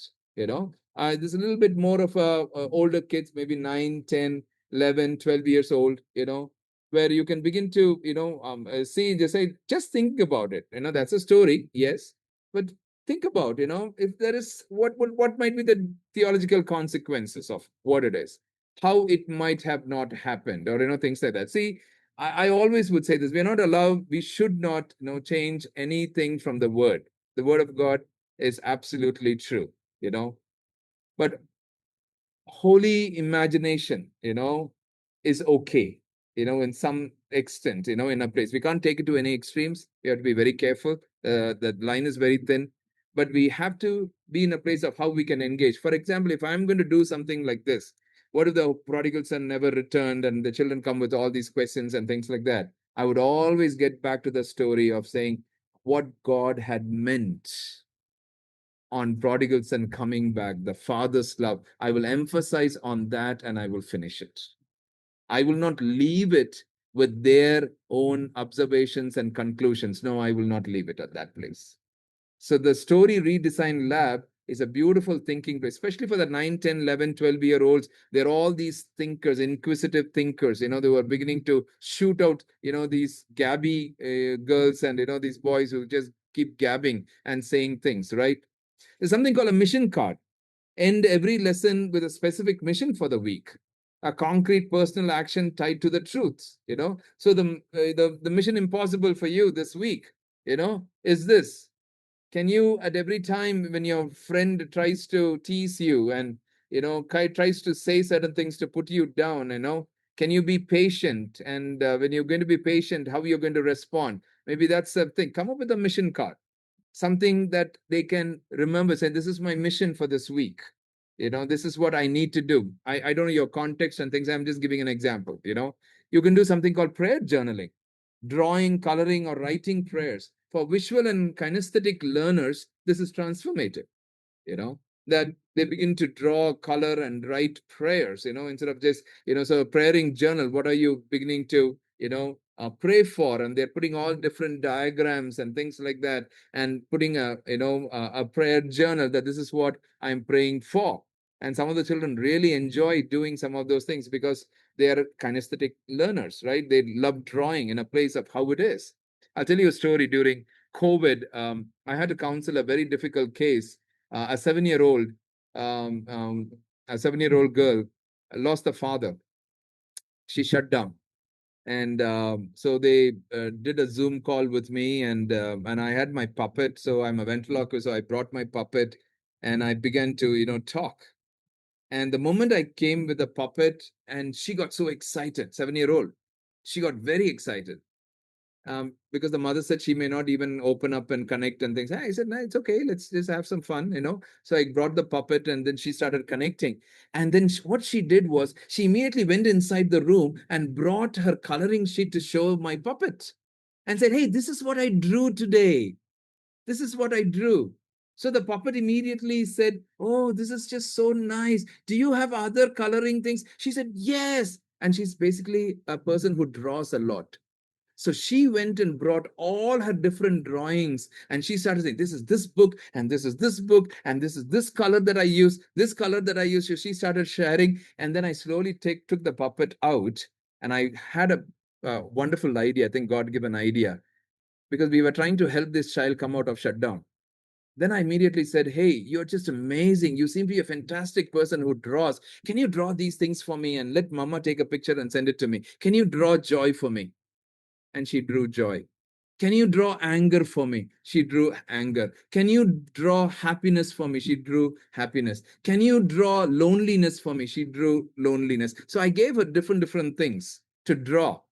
And the mother took a picture and sent it to me. When she sent me the picture, I put all those pictures, and I saw one bicycle in every one of those pictures. I saw a bicycle in every one of those pictures. Then by this time, the girl had already gone, because I was going to talk to the mother now. So I asked the mother and saying, see, I see one bicycle. What is the significance here? See, I talked about meaning behind behavior. Why is she shutting down? Then the mother said the father just 2 weeks ago got a bicycle, and every evening he would take her to cycle. And she's now he's gone. He died during COVID, so he's gone. So she's like shut down. I said, is there anybody else? And she said, I have my brother who stays right next to our home. And I said, why don't you make your brother take that bicycle and take her out for bicycling every week? Within 2 weeks, the child came back. They came back to life within 2 weeks. See, sometimes the wisdom that God gives through some of these places that we can work things out. We can do something called a faith conversion card, a conversation card. 2 questions children take home to discuss with parents. Keep learning alive through the week, faith conversation card. Hey, these are 2 questions. Keep, asking your parents, and discuss with your parents on these 2 questions, So you keep whatever you teach, you keep it alive, through the week of what's happening, maybe an object lesson anchor, one physical object representing the entire lesson. Children remember what they held, not what they heard. So you bring an object and they hold that object. Everyone takes turn to hold that object. So the children remember what they held, not just what they heard, in that place of how it is. Digital engagement, a 2-minute clip or a social media post that they react on their terms in their language, of how it is, digital places. Peer teaching, explain the story to a partner using 5 words. Each teaching each others is the highest form of learning. Many of you know this as teachers. Teaching each other is the highest form of learning. Maybe say, hey, can you somebody come and share this story in your own style? They come and share the story. Or can you be in a small group and you can share the story to your friends again, in a place. There are a lot more ideas. I'm just giving you some of those major 12 methods that works with especially this next generation, and how it is. We disciple children 1 hour a week. Parents shape them the other 167 hours. We only have the children for that 1 hour. If we want children to become lifelong disciples, not just Sunday attendees, we must partner with the home, not compete with it. So I would just say why partnership often fails. Parents see Sunday school as an outsourced spiritual education. So you handle the faith stuff, you teach it, they just come back home. Teachers feel unequipped to approach parents on spiritual or emotional matters. There's no structured communication bridge between classroom learning and home life. Family pressures, right? Work, academics, conflicts means parents have very little margin for extras. I'm going to give you some ideas, some practical strategies for parent partnerships. If you can have some of those faith conversation that I talked about, 2 questions on a card or on a WhatsApp message, weekly maybe, so that's something that continues, a lesson continues in the kitchen all week. Monthly, maybe you can begin to have a monthly parent huddle, a 10-minute connection after service. No agenda except here's what your child learned, one thing to watch out for, here's how you pray this week. Just a 10-minute huddle. So you're keeping that connection going. That parent child partnership, I think, is a very, very important thing. Maybe fortnightly, maybe a celebration note, a short note or a voice message to parents saying, hey, I noticed something beautiful in your child today. See, that will build trust faster than any program. That if you are able to, as a Sunday school teacher, for your own children, at least to send that one message, that one short note, one voice message to that parent and say, we saw something very beautiful. And she asked a very beautiful question. I think it's amazing, something that will build that trust, in a place of what it is. Quarterly, maybe a family serve day, parents and children serve together in the church or the community. Shared faith in action creates family identity around the gospel. Something that can be ongoing is a teacher parent prayer pair. Match each teacher with 3 to 5 families to pray for specifically, not a program, a pastoral relationship that changes everything, right? Something that can be ongoing. When more help is needed, know your referral pathways. You're the bridge, not a counselor. Connect families maybe to your pastor or a trained counselor, maybe with care, without stigma, somewhere that they can approach and they can share it. See, I'm talking about, this is a master class and how we can make some of our sessions more effective and how we can reach out, with our children in a place like this. I want to close in few minutes, but some of these statements are very important. Every child who sits in your class is there by the providence of God. Every child who sits in your class is there by the providence of God. You need to believe that. God has put you there. You carry decades of experience, and today you carry new tools. So go and exercise it. Go and exercise. You need more tools. Continue to connect with us. We can send you a lot more tools. Trauma informed is not clinical, it's Christ like. Jesus always saw people before he spoke truth to them. He always saw who they were on the inside before he spoke truth to them. Trauma informed is not clinical, it's Christ like. Children in your care may forget your lessons, but they will not forget how safe you made them feel. How safe you made them feel. Let the children come to me and do not hinder them. That's what Matthew 19:14 says, right?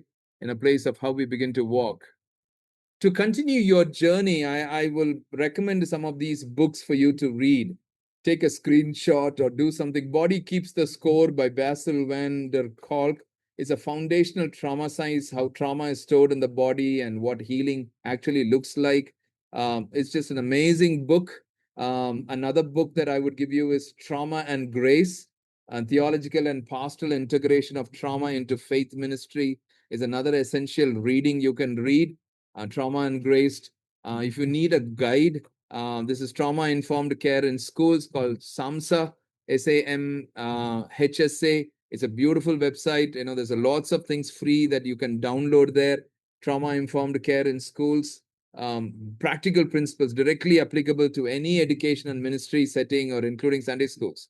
There is this one article called Generation Alpha by McCrindle Research, Understanding the New Wave. Read that article. You will learn a lot about Generation Alpha. Read a lot about Generation Alpha. McCrindle Research, understanding, the overview of the Generation Alpha characteristics, their learning styles, the values for, ministries. You're not just a Sunday school teacher. You're a kingdom builder. One child, one Sunday, one conversation at a time. That's how I would put it. one child, one Sunday, one conversation at a time, that you are in a place. Now, as I close, we want to say this, we have levels of training that we have. We will send that to you, in an email. We have something called the Awakened Starters, the Growing Practitioners, Rooted Guides, Courageous Pioneers. And every one of these training, anything between, 2 sessions to about 4 sessions. Either it's a half a day or a full day training. Let us know. We would love to come and train your teachers, your churches in a place. We would love to come and do it. We have quite a lot of things that we have built, that we can come and help in any way we can partner with as possible. As I close, I would say this, stay calm no matter what, and see the need behind the behavior. Meet the need, find a way, and don't quit. If not you, then who? Don't quit. If not you, then who? Stay calm no matter what. See the need that's behind the behavior. Meet the need, find a way. Don't quit. If not you, then who? Some of you here, you know me, you know my story and things like that. There are things that happened in my life. My dad had murdered my mother, my step brother, and grandfather. I grew up in a very abusive home. I grew up on the streets. This is from my movie. There's a movie on my life called Healed. There's a biopic there. I used to sleep in the graveyards, cemeteries in the nights, and things like that. I used to eat from trash cans. That's how I grew up in that place. But there were some teachers who stood by my side. There were teachers who stood by my side.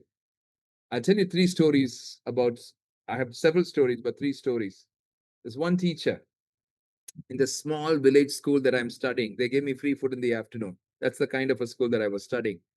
And as I was studying there in that school, in the interval time during the recess break, all the children would go to these nearby shops to get some snacks, some chocolates and things like that. And those days it was like 5 paisa, 10 paisa, 25 paisa, So 25 paisa you can get at least about 5, 10 chocolates, candies that you can get those days, right? All of a sudden, when I was in fifth standard, this teacher came to me and she said, "You're not going to buy anything." I said, "Ma'am, I don't have any money," and things like that. And she immediately picked up some coins and she gave. And she said, "You know what? Every day during the recess break, come and I will give you coins." I can't, today, at that time, I didn't understand it. Today, I look back and I just say, every interval time, she will make sure she will find me and give me the coins. From my fifth standard till my 10th standard, every day she gave me coins. 10 paisa, 20 paisa, 25 paisa, sometimes 50 paisa if she gives, that's luxury, you know, every day. And today I look back, at that time I didn't click me. Today I look back and I just said, why did she even do that? Why did she even do that? Another story is I was suspended from school because my drunkard father came to the school and beat up one of the teacher. It was in my 10th standard. And I was not allowed to attend the school. There was a time where they said you can come and write the public exam, but you cannot, come to the school. But in 10th standard, you have something called the record notebooks, the botany, zoology record note. You have to draw the heart and mitochondria, picture plant, and things like that. You get 20 marks. So my stepmom was a teacher there in that school. I told her, saying in the night, by evening when everything closes down, can I talk to the watchman and can I go into the lab and pick out my record notebook, so at least let me draw it. I get that's 20 marks. And she said, okay, you come by around 6:30, so everybody would have left, and you come, I'll tell the watchman. So she told the watchman. So I came in, I went into the lab, I found my record notebooks, zoology record, botany record, all the other record notebooks kept there. I pulled out my record notebook and I opened it. I started crying. You know why I cried? Because my botany teacher and zoology teacher had already sat and drawn all the 15 diagrams for me. All the 15 diagrams they had drawn. I didn't know. I said, why that kind of a love? Why that kind of a love? Today I look back and I just said, it was some of these people who constantly stood. It was some of these people who believed. It's as if they're saying, hey, I believe in you. You are going to become something. The third story is of this man. I left home when I was 18. I couldn't be at home because I was going to murder my father. The urge became very strong. There was a school nearby, and the school founder said, George, don't be at home. Come here. I'll give you a little job here. You stay here in the school. And I went and stayed in that school hostel, and I was helping him as a school hostel warden and things like that. And every evening he will take me on the cricket ground for he'll go for a walk, and he will ask me to come. And then when he come, he would always make this statement: I see there's something amazing that's going to come out of your life. Dream big. He would say that. I was 19 years old. He would say there's something amazing that's going to come out of your life. Get yourself ready. And one day I asked him, when you keep on saying the statement, get yourself ready, something amazing, what should I do first? And he said, first is your English is horrible. I studied in a small village school. My English was horrible. My teachers didn't speak a proper English. I still remember one of my teacher telling me, you punishing me, I punishing you. And I didn't even know what she meant. You go you way, I go I way. I way, I way. That was the whole, thing. Some teachers spoke very nice English, but there were some teachers. So my English was not great. And he said this, and I said, sir, what would I do? He said, practice. So I got a Walkman. I don't know, some of our children don't know what a Walkman is, with a cassette. I got a Walkman, and I still remember every day at 9:30 in the night, I went into that cricket ground. I stood in front of the trees and the grass, and I prepared messages, and I spoke again and again, and I recorded on the cassette. The cassette is something amazing. You can record any number of times you know and I kept recording, did not even know that one day I would have gone to 31 countries, and I would have spoken to more than 8.5 lakh children and teenagers across the globe. I never knew that. It's We don't see them as they are, we see them what they will be. I would just say this: you as teachers, believe in some of those children. Don't see them of what they are. I believe God doesn't see them as they are today. God sees them of what they will be years from now. And God always responds based on what they will be, not what they are today. I know today they are very clumsy. I know today they are lying here and there and manipulating. Sometimes they are getting angry, and sometimes they are doing all kinds of naughtiness and things like that. But what they will be, for a boy who never had a family, struggled, and I many nights when I was 20, 21, 22, at the time when I was thinking about marriage, I was always wondering, will I ever be a father? Will I ever be a proper father? I'm telling you, this is my family today. We have adopted 10 kids. We have 2 foster kids and 2 biological kids. For a boy who was struggling, will I ever be a father? Today, I'm not just a father for these 14 kids. I'm a father for hundreds of teenagers and children across. See, that's the redemptive purpose of God. I want to close on that end. That redemptive purpose of God is able to work. I want to share something amazing. We are this summer doing something amazing. We are doing a program, children's program and teens program, called To Be Like Christ. And one of the call is this. Some parents were asking me, and I said, okay, I'll give that call. If you see some children who are really disconnected with God, who are really struggling, and who are a little bit rebellious and things like that, I think some of those difficult cases, send them to us. Within that 3 days, you will see a transformation that begins to happen. If there are teenagers, some basics that they know about the Lord and things like that, we have something called a Life 180 program, where this year in some of these programs, I'm not inviting speakers to come and speak. I'm training some of these teenagers to stand and teach. I'm training 14-year-olds to stand and teach.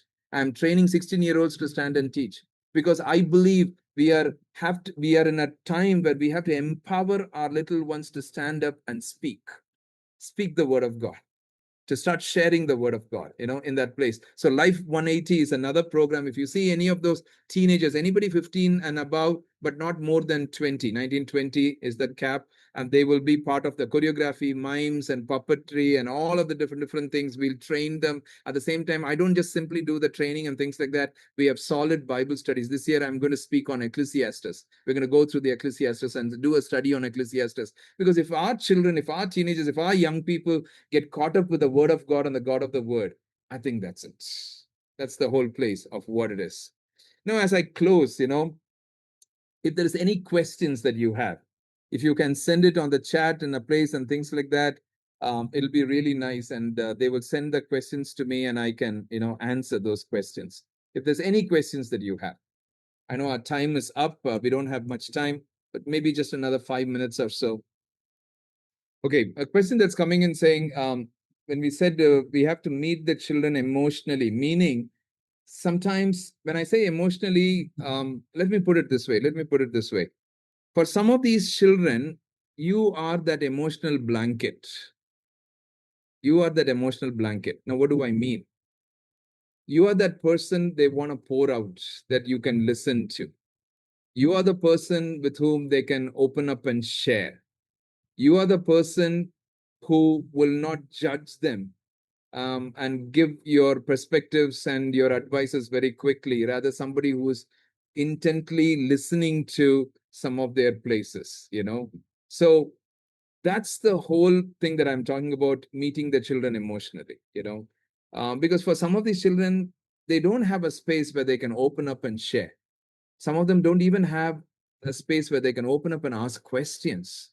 As one of the girl that I dealt with some few years back, a pastor's daughter again, um, really grown up in a lovely, lovely space, but she didn't have that space to ask some of the questions. She was always shut down, saying, "You cannot ask these kind of questions." And today she's, I think, 25, 26. She's already walked away, proclaimed, I mean, she has declared that she's a lesbian, and she's just moved out, in that place. So that's what I mean, in a place of how you begin to, work things out. Um,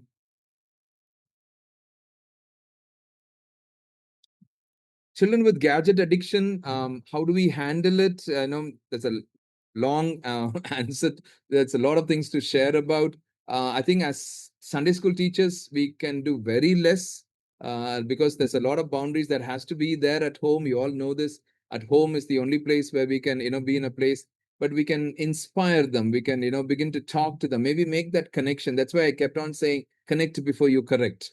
Connect before you redirect. Challenge them and say, hey, how much did you use the phone last time? Did you leave it? Did you go on a phone fast? Did you leave it for some hours? Challenge them in a humorous way and things like that. Lots of different other ways, just to begin to just challenge them, talk to them.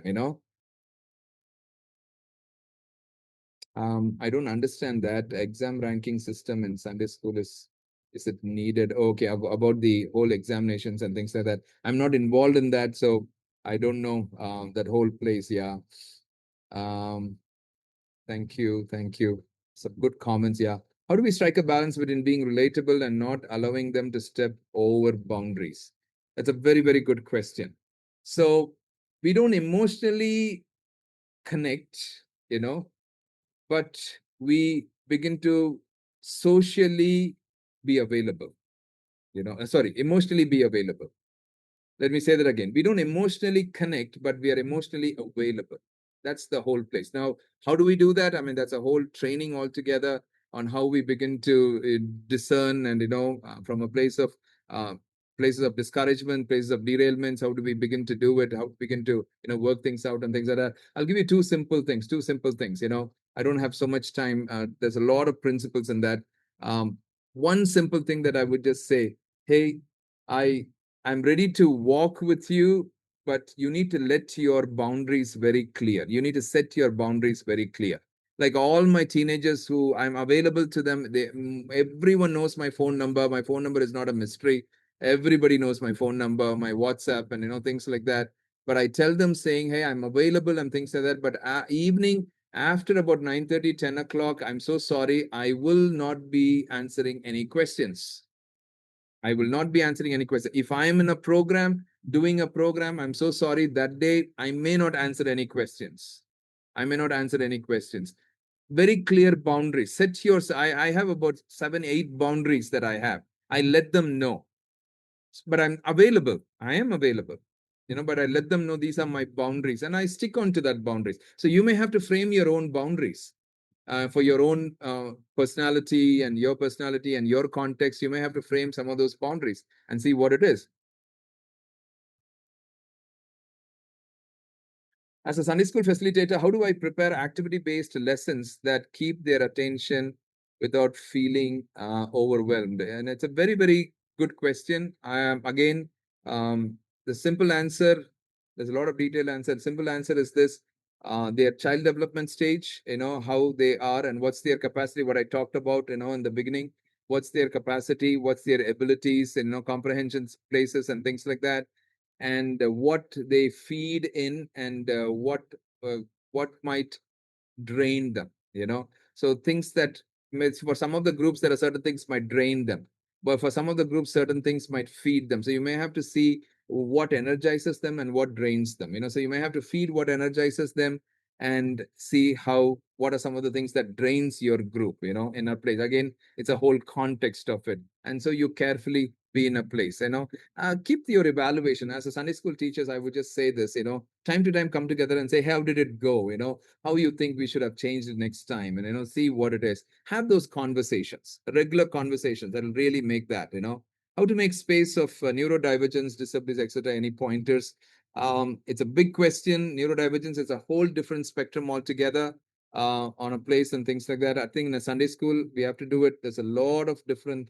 I think a lot of churches are becoming more open to it. A lot of Sunday schools are becoming more open to it, but there are also some inhibitions on how the other kids might disturb the class, might do certain things to the class and things like that. So there are some pointers, please reach out to me. We would love to give you a lot of different other things that's happening. um, do we as teachers have a burnout sometimes? What can we do to help ourselves? Yeah, burnout is a very important thing. You have to be very intentional to recharge, very intentional to, I hope all your churches, you need to have a rotation system. Somebody, is being in the Sunday school for some months and things like that. There are some churches I know, they would keep a Sunday school teacher for a year, and then there would be a rotation. Sometimes they would give one age group, and then maybe next year they would give maybe another age group, which is not very, so especially more you work with a smaller age group, it's more tiring, in that place and things. So they kind of do the rotate. Different churches have different kinds of rotations. Do some rotations and things like that, and take some breaks. You need to, self-care, I think, is very important. We do a whole module on just on self-care. We have at least a 1 day training on just self-care, especially people working with children and things like that, because self-care is very, very important.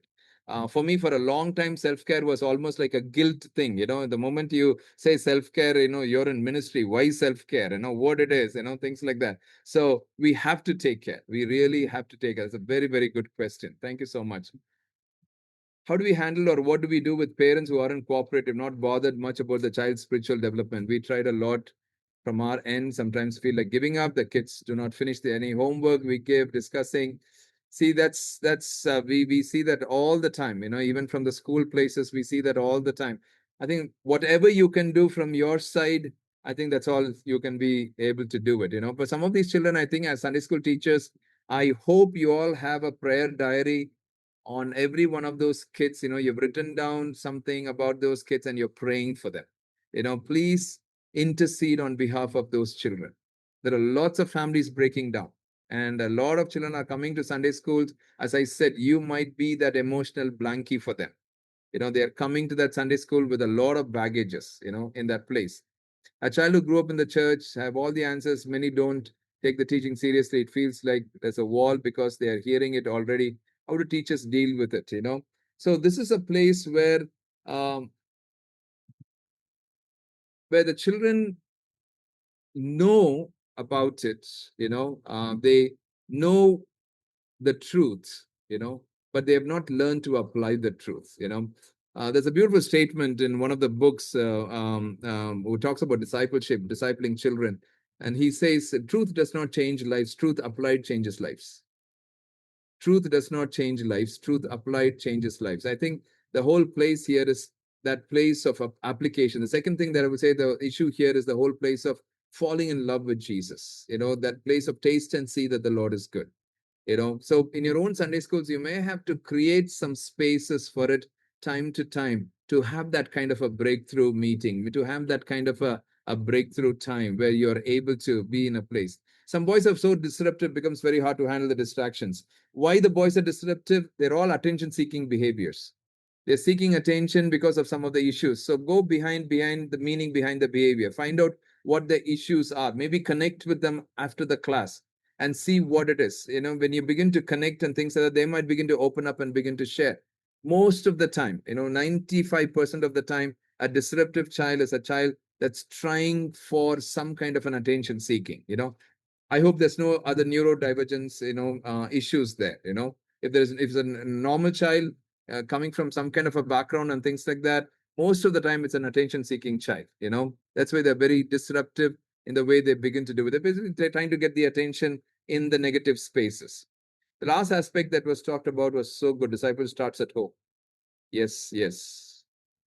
How to cut down on screen time for children for its very difficult task now. As your own house sets some of your parameters. In my house, with all my kids, 14 kids, all our phones get switched off by 9:30, 10 o'clock in the night. It all goes into one box. So in our room, near the door, there is this one box which has several pockets. So all the phones go into that box. So none of my children, they're all 21, 22, 19, 18, 13, 14. None of them have their phones in their hands while they go to sleep. And recently I was talking to one of my boy, he's about 22, 23. And he said, Daddy, that's one of the best decisions that you have done. Because I see many of my friends slipping in that spaces. That's one of the best decisions. So I can't say you have to do it. You have to see in your own context what you can do it. Usually, a couple of boys were irrelevant questions during the class. Again, attention-seeking behavior. This because everybody is laughing when they say some things and things like that. There's always meaning behind. So go behind to find out what the issue is. You will find out. Maybe they're not getting that attention back at home. Maybe there is an authoritarian person there, or maybe there's an absent person there. There's somebody absent there. The child is not having some kind of connections. In that place of what it is. Um, some children are not believers. How can we have one-on-one conversations with their parents? It's just amazing question. Invite them for a coffee. And one of the best ways to start with is to ask them to share their story and listen to them. That's the best way to start. Conversational evangelism is one of the best evangelism. Not apologetic evangelism, conversational evangelism, that you're beginning to have that conversation with parents. That'll be the best places. Um, Okay, the last question. How to reach out to a teen who undergone a lot of childhood trauma? Yeah, that's a very good question. Now, we may have to find out what the issues were. Is there a safe adult who is available for the child now, for this teenager now? What is the state in which the teenager is right now? So please understand, in trauma-informed care, we always talk about three things: safety, permanency, well-being. Safety, the child should feel safe. Permanency, it's not something that is, the child is constantly in hyper vigilance or in survival mode. No, the child should have a place of permanency, in that place of health, safety, and permanency and well-being. Somebody who cares for that teenager, somebody who's able to care for that teenager, in that place. So I leave it at that point. I would love to, or me, my wife, or somebody would love to connect and help that teenager. For us, we need to go back. As I think I said another story. I was dealing with somebody today. When that girl was asking me a question, I said, hey, you're asking me a question to answer in chapter 8, but I want to know from chapter 1 to 7 what has happened, before I answer chapter 8. I want to know it. So to go and understand what has happened from chapter 1 to 8, I think it's a very important question to ask. Yeah. Thank you. May the Lord bless you all. And please be in touch. And any way we can serve you, your community, your church.